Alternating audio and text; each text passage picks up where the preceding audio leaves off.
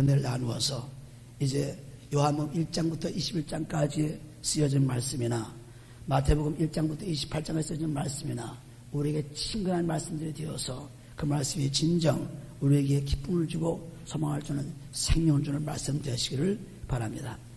마태복음에서 보면은 첫 번째로 1장에 보시는 대로 우리가 아브라함과 그리고 다윗과 주 예수 그리스도의 족보가 나오죠. 이것은 곧 이스라엘 사람들에게 복음 증거하려는 첫 번째 복음입니다. 그래서 이스라엘 사람들에게 어떻게 하면 복음을 증거할 수 있을까 해서 여기서는 전부 마태복음에서는 이 구약 성경에 나오는 선지자들의 예언, 그 예언을 통해서 그리스도가 오심을 증거한 예수님의 설교였습니다. 그래서 계속해서 이스라엘 사람들에 대한 설교였죠. 그러므로 마태복음 1장 21절에 보시면은 아이를 낳으리니 그 이름을 예수라 하라. 그리고 이 예수는 백성들에서 자기 백성을 죄에서 구원할 자라고 했습니다. 자기 백성이 누구냐 하면 택한 백성 이스라엘 백성입니다. 그래서 이스라엘 백성을 구원하기 위해서 시작한 복음의 말씀이 마태복음인데 마태복음 10장 5절 6절에도 보셔도 너희는 이방인도 가지 말고 그리고 사마리아인도 가지 말고 그 거기도 가지 말고 오직 잃어버린 이스라엘 양에 가라 했습니다. 그래서 이스라엘 사람이 집중적으로 말씀을 증거하기 때문에 마태복음 9장 17절에 보시면은 세수는 세포대로 담으라고 했습니다.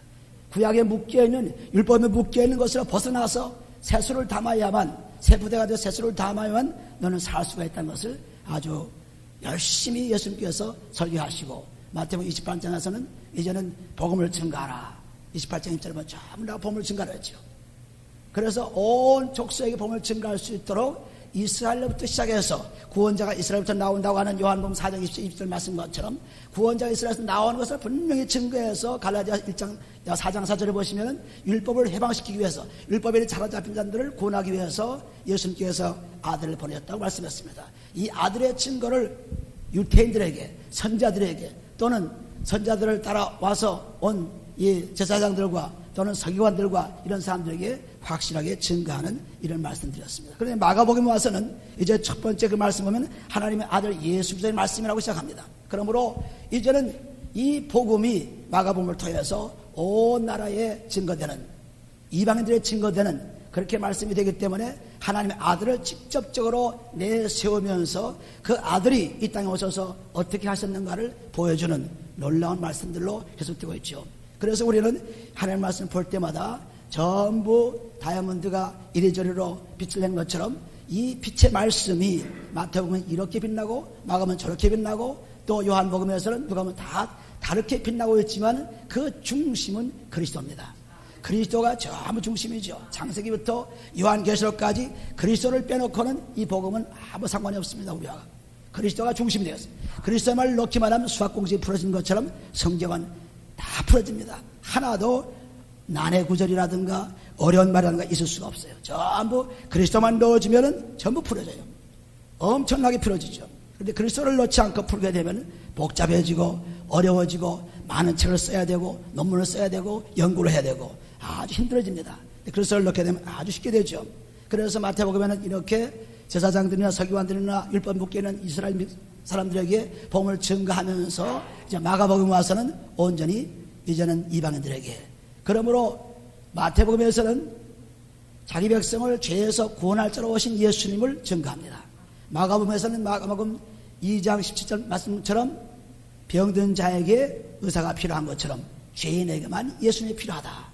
죄인에게. 그래서 죄인을 부르러 오셨다고 마가복음 2장 17절 말씀하고 있죠. 그래서 마가복음 전체가 죄인을 부르러 와서 그 죄인의 문제를 해결하는 것이 마가복음이에요. 그 누가복음 와서는 5장 32절에 보시면은 회개하기 위해서 우리를 불러줬다. 하나님께서 죄인을 불러서 회개시키려고 하셨다. 그래서 누가복음 완전히 회개의 복음으로 굉장한 역사를 일으키고 요한복음에 와서는 요한복음 19장 3절에 보시면 내가 다 이루었다고 그리스도께서 십자가에 못 박히면서 이루었다고 했어요. 온전히 이제 그리스도로 온전하게 되는 믿음을 보여주는 것이 요한복음이에요. 그러니까 전부가 이 사복음서가 그리스도를 보여주는 것이죠. 회개의 복을 보여주는 것이죠. 다른 것을 보여주지 않습니다. 다른 것을 찾으려면 전부 빗나갑니다. 그래서 그리스도의 회개의 복음이 그리스도를 통해서만 이루어진 것을 볼 수 있습니다. 마가복음 1장에 보시면 하나님의 아들 예수 그리스도로 복음의 시작이라 선지자 이사야 그래 보라 내가 내 사자를 네 앞에 보내노니 저가 네 길을 예비하리라. 광야에 외치는 자의 소리가 있어 가로되 너희는 주의 길을 예비하라. 그의 첩경을 평탄케 하라. 기록된 것과 같이. 여기 말씀한 것은 지금 이사야 40장 3절에는 말씀이나 말라기 3장 1절에는 말씀을 여기서 인용했습니다. 그런데 말라기서 4장 5절에 보시면은 꼭 이 마지막 때 오기 전에 엘리야가 나타나었습니다. 엘리야가 나타나는 이 엘리야가 누구냐면 바로 요한입니다. 마태복음 11장 14절에 요한이 엘리야라고 예수님께서 증거하고 있죠. 그래서 이제 마지막 때 말세가 시작되면서 엘리야를 보냈는데 그분이 요한입니다. 세리 요한이. 이분이 오셔서 이제 마지막 때 말세에 예수님이 오신다는 그 말씀을 이루러 가고 있죠. 베드로서 1장 21절에 보시면은 창세전부터 미리 오시라고 하는 마지막 때 말세에 나타나는 분이 누구냐 하면 예수 그리스도입니다. 그래서 예수 나타나심으로 말미암아 말세가 시작되었습니다. 그래서 그 말세가 지금까지 연결되고 있지만 우리는 하나님의 날은 첫날 같고 우리가 하루 첫날 같고 하루가 첫날 같다고 알겠으니까 얼마나 우리의 시간관념이 우리와 다른지 모릅니다. 그러므로 우리가 말세 첫날 말세인데 언제 말세냐? 우리가 하나님 뜻에 따라서 하나님이 예수를 보내신 그때부터 말세가 시작되어서 우리에게 지금 오고 있습니다.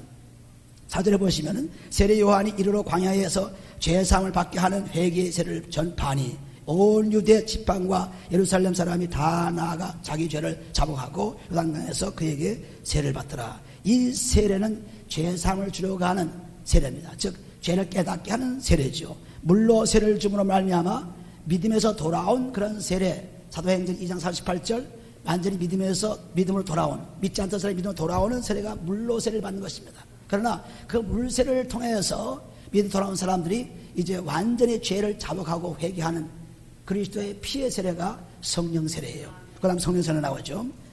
요한은 약대터를 입고 허리에 가죽띠를 띠고 메뚜기와 석청을 먹더라. 그가 전파에 가로되 나보다 능력이 많으신 이가 내 뒤에 오시나니 나는 굽혀 그 신들매를 풀기도 감당치 못하겠노라. 나는 그분의 종되기도 참 감당치 못한다. 그분이 오시는데 그는 이제 물로 세례를 주는 분이 아니고 성령으로 너희에게 세례를 주시리라. 이 성령 세례가 그리스도의 피의 세례입니다. 물로 세례를 우리가 주신 것은 믿음으로 돌아오는 세례였고 제자로 만드는 세례였고 제자가 된 사람이 완전히 그리스도로서 이제 구원받는 세례가 그리스도의 피의 세례예요. 그리스도의 선물은 피입니다. 이 피의 세례를 받아야만 영원한 구원이 있어요. 그러므로 성령 세례는 바로 피의 세례죠.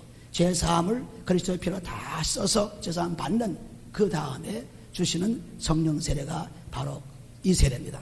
그래서 우리는 세례를 그럼 두 번 받아야 되느냐? 그런 말씀이 아니라 성령 세례를 받아야 그리스도의 피로 죄사함 받아야만 되는 것입니다. 그러나 제자로 만들기 위해서 얼마든지 물로 세례를 주는 식이 있을 수가 있죠. 그러나 그렇지 않다 하더라도 성령 세례는 꼭 받아야 그리스도의 피는 꼭 세례를 받아야만 누가복음 12장 50절에도 보시면은 세례가 예수님께서 물로 세례를 받으신 후에 다시 그리스도의 피로 세례를 받게 되었습니다. 그래서 온전히 되려면 그리스도의 피의 세례를 받아야 돼요.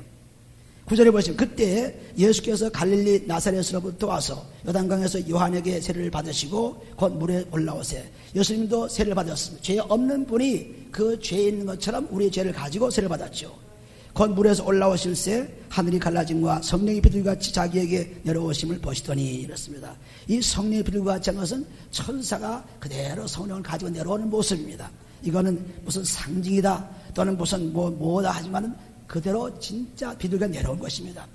성령으로 내려온 거예요. 성령이 이렇게 내려오는 거예요. 천사로서 오는 것입니다. 천사는 비둘기 나타날 수도 있고 사람 나타날 수도 있고 나타날 수 있기 때문에 천사를 통해서 오시는 이 성령이 같이 자기에게 내려오심을 보시더니 하늘로서 소리가 나기를 너는 내 사랑하는 아들이라 내가 너를 기뻐하노라 하시니라. 하나님 말씀대로 행함으로 오신 분이기 때문에 하나님께서 증거하기를 너는 기뻐하는 내 아들이라 아주 확실하게 하나님의 음성을 통해서 들려줬습니다. 그래서 온전히 예수 그리스도께서 구원자로 오신 것을 분명히 지금 말씀하고 있죠. 성령이 곧 예수를 광야로 몰아내신지라. 그러므로 성령 받은 사람만이 우리가 믿음의 실현 속에 들어갑니다. 성령 받지 않으면 실현도 있을 수 없어요.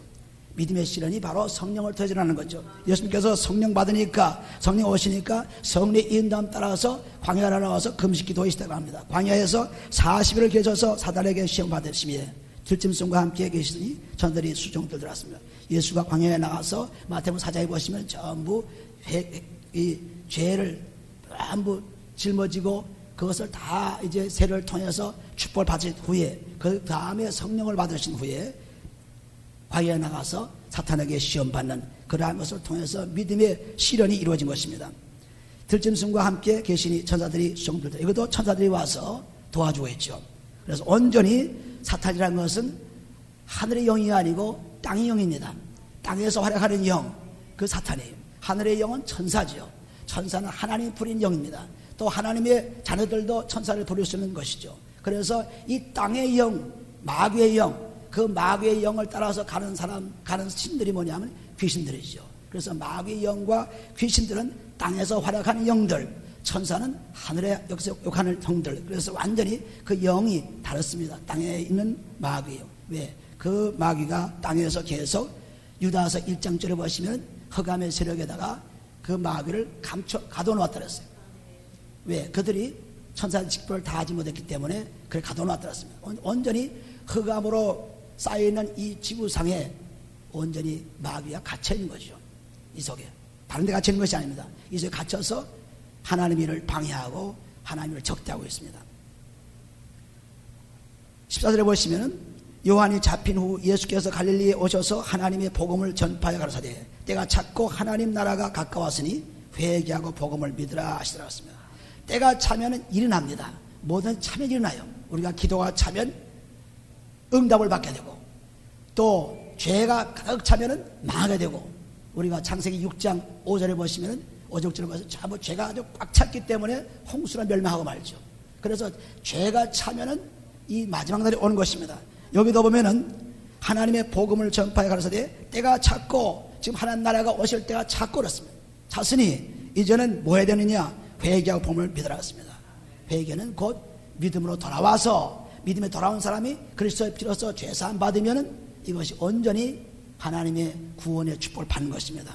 그러므로 회개하고 복음을 믿으라. 그러면 전부 이 성경 말씀은 회개에 중심 두지 않고는 성경 말씀이 이루어질 수가 없습니다. 말씀을 볼 때마다 회개가 나와야죠. 말씀을 볼 때마다 그 회개 속에서 그 말씀이 내 속에 들어와야 그 말씀이 내 속에 자리 잡고 있지 그냥 외우려고 애를 쓰고 알려고 해서도 안 되는 것입니다. 놀랍게도 여러분들이 점점 믿음에 들어가서 이제 코멘트를 보게 되면 믿음이 한꺼번에 와르르 무너져요. 놀라운 일이죠. 그렇게 문화적으로 역사적으로 고고학적으로 잘 설명해 놔서 우리들이 알아듣기 쉽게 해놓았지만은 그걸 딱 보면은 믿음은 확 사라져 버려요. 깜짝 놀랍니다. 믿음을 얻으려고 코멘트를 보는데 믿음이 사라져요. 아주 순식간에 사라집니다. 마치 우리가 그냥 야채를 그냥 먹는 거하고 요리를 잘해서 입에 맛나게 먹는 거하고 그거 똑같죠. 입에 맛나게 먹으면은 양분은 다 파괴됩니다. 그러나 그대로 먹으면은 그것이 아주 그대로 축복을 받죠. 그래서 어린아이들도 어려운 성경을 그대로 읽혀야지 쉽게 번역한 아이에 맞게 하는 성경은 하나님의 말씀에 잘못된 것입니다.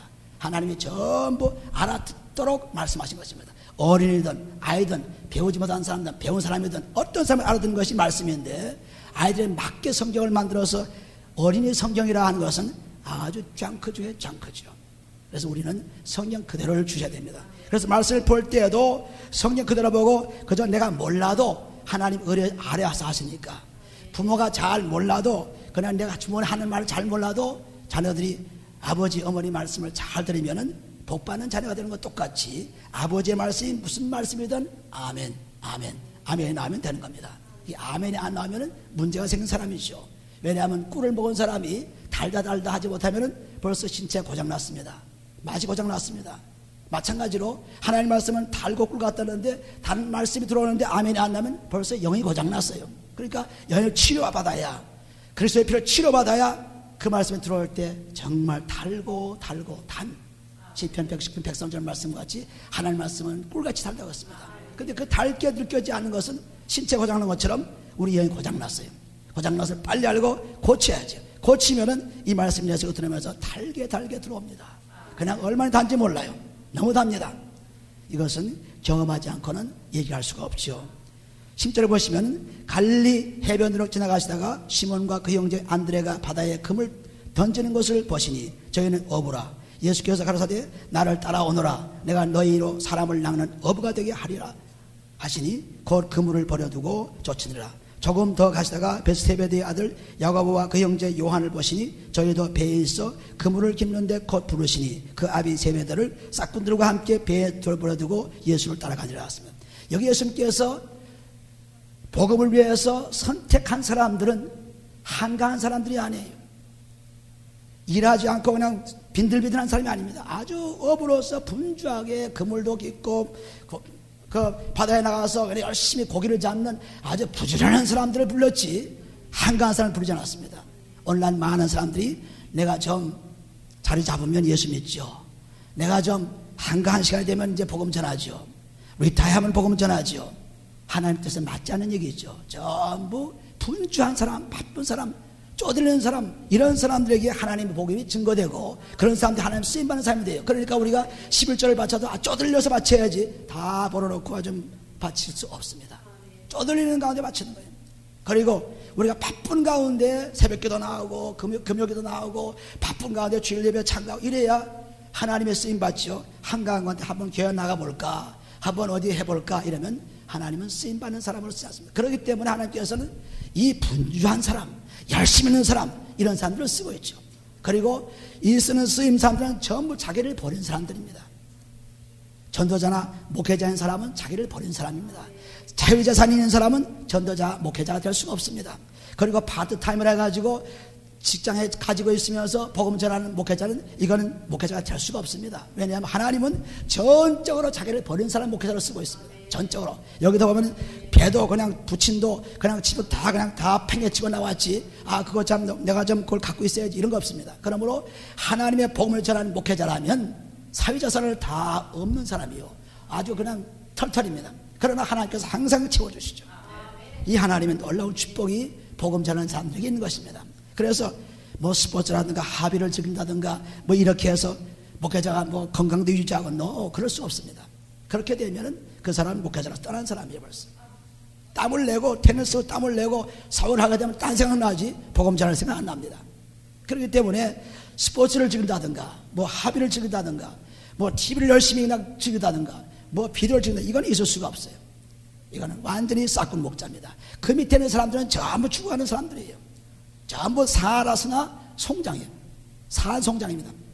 그 속에는. 그러니까 하나님의 교회는 하나님 말씀으로 충만해야 되고 기도로 충만해야 되고 그 목회자는 자기를 버린 사람이 되어야 되고 그러니까 하나님께 맡긴 자가 되어야 됩니다. 그렇지 않고는 안 되죠. 분명히 하나님께서는 이렇게 자기를 부른 자는 전 버린 자입니다. 그리고 누가복음 5장 10절 보면은 이 시몬 베드로가 부름 받았을 때 나는 죄인이었소이다 하고 불렀을 때 너는 이제는 사람을 낚는 어부로 만들어졌습니다. 어부로. 그러니까 깨끗한 그릇이 되어야만 쓰임받아요. 디모데후서 2장 2절 보시면 어떤 집에는 금과 은과 그리고 진흙으로 만든 질그릇과 나무 그릇도 있지만 그 좋은 것, 그 가치를 따지지 않고 그 속에 비어진 그릇, 깨끗한 그릇만이 주인의 합당하여 쓴 것입니다. 깨끗해져야 다 버려야 하나님 것으로 채워서 하나님이 쓰시지 자기 것을 채워놓고 있으면 하나님이 것을 갖다 놓아도 이게 잡탕이 돼가지고 쓰임을 받을 수가 없습니다. 그러니까 깨끗한 그릇, 금이든 은이든 질그릇이든 나무로서 한 것 없이 깨끗한 그릇이 되면 하나님의 쓰임 받아요. 하나님이 주인의 쓰임 합당한 자가 된 것입니다. 그러므로 우리는 하나님의 목회자가 되고 전자자가 되고 이런 사람들은 다른 사람들은 세상에서 직업을 가지고 살 수 있으나 그러나 목회자나 전자자 되는 사람들은 다 버린 것입니다. 전 버려야 돼요. 어느 때 어느 시간도 하나님이 목숨을 원하는 목숨까지 버릴 수 있어야 돼요. 완전히 버린 사람이죠. 그래서 온전히 버리고 깨끗한 사람이 되었을 때 쓰임받는 사람이 되어서 하나님이 일하는 사람들인 것입니다. 그렇지 않으면 전부 싹군 목자죠. 사람들을 잘 이용해서 교회를 부흥시켜서 그래서 먹고 살기 바쁘고 자산 쌓기 바쁘고 호의호식하기 바쁘고 것입니다.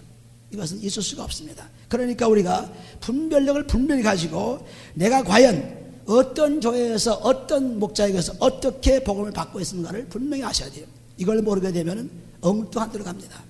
그러니까 우리가 수십 년을 믿어도 그게 그것이고 변화가 없습니다. 그런데 우리가 똑바로 하나님 따라서 진정으로 믿기만 하면은 정말 놀라운 기쁨과 충만함이, 그리스도의 충만함이 우리에게 있는 것입니다. 그러므로 예수님께서 이렇게 제자를 뽑는 데에도 분명하게 목표를 두고 뽑았지 막연하게 한 것이 아닙니다.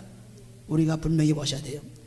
그러므로 우리는 한가하거나 뭐 그냥 할 일이 없거나 이럴 때 하나님께서 복음을 증가하라고 하셨다. 천만에 그런 것이 없다는 것을 분명히 알고, 우리가 바쁠 때, 우리가 없을 때, 쪼들릴 때, 이때 하나님께서 우리를 사용하셔서 큰 축복을 주십니다. 어려울 때 축복을 주십니다. 21절에 보시면 저희가 가버나움에 들어가더니라 예수께서 곧 안식일에 회당에 들어가 가르치시며 무사람이 그의 교훈에 놀라니 이는 그가 가르치는 것이 권세 있는 자와 같고 서기관들과 같지 아니할매라. 서기관과 이런 사람들은 율법을 연구해서 그 율법을 전부 풀어놓고 그 율법을 따라서 가르치는 것. 그러나 그리스도는 그런 분이 아닙니다. 오직 자신의 말씀으로 오신 분이기 때문에 자신의 것을 가지고 하나님 것을 가지고 가르치는 분이에요. 그래서 다르죠. 가르치는 것이 권세 있는 자와 같고 서기관들과 같지 아니함이더라. 마침 저희 회당에 더러운 귀신 들린 사람이 있어 소리질러 가로되 나사렛 예수여 우리가 당신과 무슨 상관이 있나이까? 우리를 멸하러 왔나이까? 나는 당신이 누구인 줄 아노니 하나님의 거룩한 자입니다. 귀신들도 얼마든지 하나님이 누구인 줄 알아요. 사람들도 하나님이 한 분인 줄 알죠. 야고보서 2장 18절까지 말씀 보면은 하나님이 한 분인 것을 사람도 안다. 사람도 안다. 귀신도 안다. 다 알지만은 그러나 허탄한 사람아, 행함이 없는 믿음이 그것이 믿음이 아니다. 그것은 잘못된 믿음이다. 죽은 믿음 아니었습니다. 그러므로 귀신도 하나님을 믿습니다. 믿고 떤다 그랬습니다. 야고보서 2장 19절 20절가 보면 분명히 나와 있죠. 사람도 하나님을 한 분을 믿어요. 믿는 것까지가 안 되죠. 완전히 순종해야죠. 순종해야죠. 마음으로 하나님 믿습니다. 나는 예수를 고백했습니다. 내가 구원받았습니다. 그거는 그렇게 시작할 수 있지만은 그 마침은 그리스도의 피의 제사함 받아 행함이 있어야만 구원이 있는 것입니다. 귀신들도 얼마든지 하나님을 자기 하나님 또는 하나님 한 분이라고 얼마든지 얘기할 수, 여기도 보면은 누구인 줄 아노니 하나님의 거룩한 자라고 아주 고백하죠. 귀신들도. 사람도 그런 사람들 많이 있습니다. 하나님 고백합니다. 그러나 실제로 행함이 없는 믿음은 죽은 믿음, 그리스도의 피로 제사함 받지 않는 믿음은 죽은 믿음입니다. 그래서 무슨 상관이 있나이까? 여기 보면은 25절에 예수께서 꾸짖어 가라사대 잠잠하고 그 사람에게서 나오라 하시니 더러운 귀신이 그 사람으로 경련을 일으키게 하고 큰 소리를 지르며 나오는 줄 알았습니다. 그래서 실제로 예수는 권세 있는 복음 것을 증거하고 있죠. 귀신들도 순종하게 되니까 권세 있는 복음입니다. 그냥 말로 하는 것이 아닙니다. 온전히 말로 하는 것이 아니라 하나님 뜻으로 하는 것이죠. 그래서 권세 있는 믿음.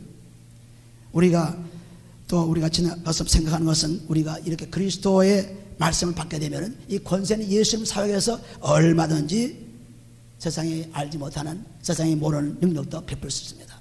그래서 예수 그리스도께서 제자를 뽑을 때에도 이렇게 천하고 못 배우고 그리고 분주한 이런 사람들을 뽑았습니다. 마찬가지로 우리도 그럼 사도 바울은 많이 배웠는데요. 사도 바울은 열심으로 많이 배우고서 되는데 어떻게 복음 전하자 뽑았습니까? 사도 바울도 예수를 증거하기 위해서는 자기 가진 것을 다 버렸어요. 다 버렸습니다. 빌보서 3장 8절을 보시면 예수를 얻기 위해서 내가 가진 배운 것 다 나에게 해가 된다. 그러니까 배설물로 버린다고 했습니다. 그러니까 분명히 말씀했죠. 배설물로 버린다. 완전히 자기 것을 다 버렸어요. 또 고린도서 2장에 보시면 나는 예수 그리스도와 십자가 못 박힌 그분밖에는 전하지 않겠다. 그리고 그 전하는 것도 내 지혜 배운 것을 하지 않고 하나님의 성령의 능력을 하겠다. 고린도서 2장 4절에 말씀했습니다. 그러니까 배웠어도 그 배운 것을 버리지 않으면 하나님의 종이 될 수가 없어요. 오늘날 어떤 교회 가보면 아무개 박사하고 딱 교회 간판을 써놨는데 이거는 완전히 교만입니다. 그것으로 전할 수가 없어요. 박사로 전할 수 없습니다. 오늘날 어떤 교회는 그냥 계속 박사만 모셔오는데 박사 모셔가 절대 교회가 살 수가 없습니다. 모셔올수록 싸움만 일어나죠. 왜? 자기 배운 것을 가르치기 때문에 배운 것으로. 그러므로 배우지 않은 하나님의 성령 오실 말씀을 주어야 변화를 받고 말씀을 주어야 영생을 얻지, 세상에서 배운 것 가지고는 이건 말이 안 되죠. 아무리 박사를 따면 나보다 더 많이 배운 사람, 박사 2개 가진 사람도 있고 더 많이 경험한 사람도 있고 거기에 무슨 대항할 수 있으면 대항을 못합니다. 그 지식에 대항할 수 없죠. 그러나 하나님의 말씀은 오직 하나님의 성령과 함께 오실 말씀이기 때문에 성령이 아니고는 이 말씀을 증거할 수 없다고 사도 바울도 많이 배웠지만은 다 버리고 난 후에 복음을 증거했지 가지고 증거하지 않았습니다. 우리는 이것을 분명히 깨달아야 돼요. 그래서 여기 예수님께서도 복음을 증거할 때 실제로 권세 있는 복음이 뭐냐, 귀신아 나오라면 나와야죠. 권세 있는 복음입니다.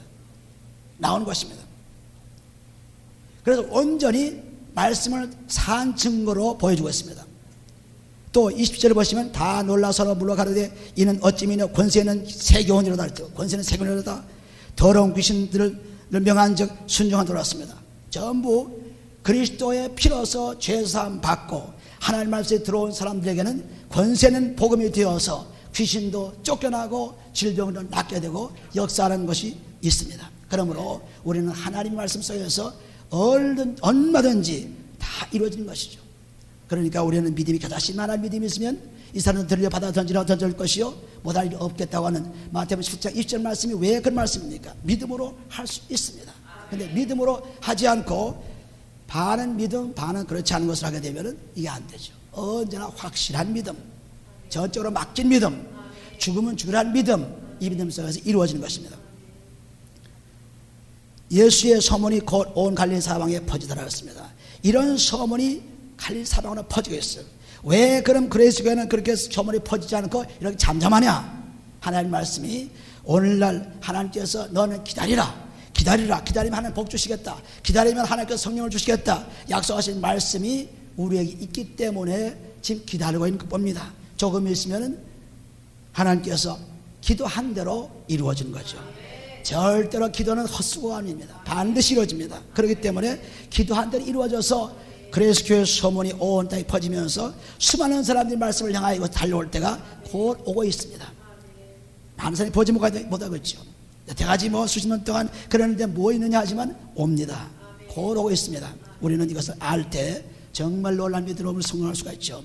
그래서 우리는 사람이 많이 모이고 안 모이고 이것이 문제가 아니라, 프로그램 많고 적고 이것이 문제가 아니라, 우리 한 사람이 변화되면은 12명의 제자가 변화됨으로 말미암아 온 세계가 정복을 당했죠. 마찬가지로 목회자 한 사람이 변화됨으로 말미암아 수많은 사람들이 변화를 받습니다. 여러분 한 사람이 변화됨으로 말미암아 여러분 가정이, 여러분 직장이, 여러분 가지고 있는 모든 주의사가 변화가 되겠습니다. 엄청난 사람이 되는 거죠. 나는 할 수 없다는 것이 아닙니다. 할 수 있는 무슨 말이냐? 민장의 능력은 없다는 마가복음 9장 24절 말씀에서 기록된 것처럼 우리는 할 수 있습니다. 무엇으로? 믿음으로 할 수 있죠. 그래서 여기 보는 대로 회당에 나와 29절에 회당에서 나와 곧 야고보와 요한과 함께 시몬과 안드레의 집에 들어가시니 시몬의 장모가 열병으로 누웠는지라 사람들이 곧 그의 일로 예수께 여짜온데 나아가사 그 손을 잡아 일으키시니 열병이 떠나고 여자가 저에게 수종하던지 났습니다. 여기도 열병 걸린 그 시몬의 장모를 고쳐주었죠. 점으로 해질 때에 모든 병자와 귀신 들린 자들을 예수께 데려오니 온 동네가 문 앞에 모였더라. 예수께서 각색 병든 많은 사람을 고치시며 많은 귀신을 내어 쫓으시되 귀신이 자기를 알므로 그 말하는 것을 허락지 아니하시나였습니다. 여기에 나오는 그런 말씀들을 보게 되면은 왜 예수님은 이렇게 병자를 고쳤느냐, 왜 예수님이 이렇게 했느냐, 오직 그리스도를 증거하기 위해서 왔습니다. 그리스도를 증거하기 위해. 많은 사람들의 병을 고치고 많은 사람의 것은, 그때 나타난 사람들의 병을 고친 것은 그리스도를 증거하기 위해서 하셨지 이 땅에 있는 모든 병자들을 치료하기 위해서 오신 분이 아닙니다. 오직 이것을 보여줌으로 말미암아 믿음을 일으키는, 그것이 어디냐면 요한복음 20장에 나와요. 요한복음 20장 보시면은 전부 그것이 나오고 있죠. 없는 것이 아닙니다. 요한복음 20장에, 요한복음 20장에 이 30절에 보시면 예수께서 저들 앞에서 이 책에 기록되지 아니한 다른 표적도 많이 행하셨으나 오직 이것을 기록함은 너희로 예수께서 하나님의 아들 그리스도이심을 믿게 하려 함이요 또 너희로 믿고 그 이름을 힘입어 생명을 얻게 하려 하십니다. 그래서 완전히 믿음을 주기 위해서 병자를 치료해 줬습니다.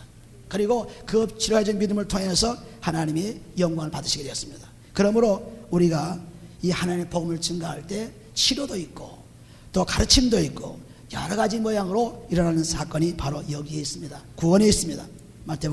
마가복음 다시 돌아가서 보면은 마가복음 1장 들어가 보면은, 그래서 소문 듣고 많은 병자가 왔지만은 전부 예외 없이 다 고쳐줬죠. 예외 없이. 그런데 예수님께서는 자기 고친 것을 일러주지 말라 했습니다. 왜 그렇습니까? 왜 자기를 숨깁니까? 아직도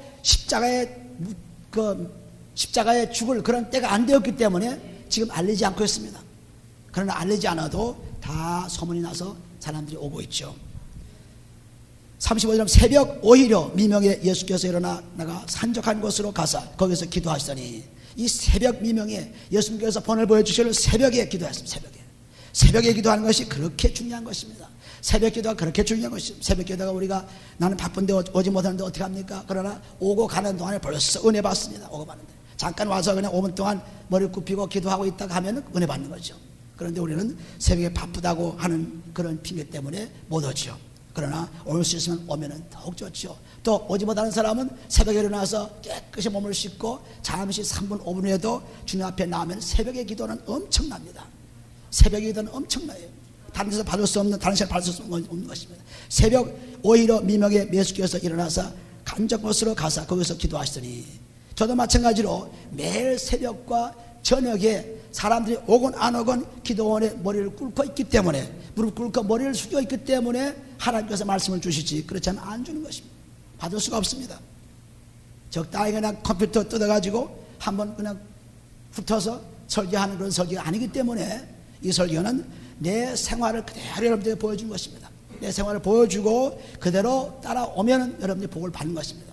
그러므로 우리가 주일의 양식을 매주 하고 있지만은 주일의 양식은 일주일 내내 설교하고 기도하고 그리고 또 그것을 다시 또 일주일 내내 기도하고 얻은 것입니다. 그냥 얻은 것이 아닙니다. 그냥 뭐 여기 있다고 저기 있다고 얻은 것이 아닙니다. 그래서 얻은 것이기 때문에 여러분이 주일의 양식 나오고 있지만 한번 보면은 여러분이 아주 놀라운 결과를 가져옵니다. 일주일만 그것만 잘 봐도 엄청난 기적을 체험하죠. 이것이 주일의 양식입니다. 그래서 여러분들이 꼭 그것을 보시고 열심히 하셔도 참 좋지요. 새벽 오히려 미명에 예수께서 일어나 자기가 한적한 곳으로 나가서 거기서 기도하시더니 시몬과 그와 함께 있는 자들이 예수의 뒤를 따라 만나서 가로되 모든 사람의 주를 찬양이다. 이르시되 우리가 다른 가까운 마을로도 가자. 거기서도 전도하리니 내가 이를 위하여 왔노라 하시고, 예수님께서 오신 목적은 여기도 병 고치고 뭐 다 했지만은 오신 목적은 이 말씀 복음을 증가로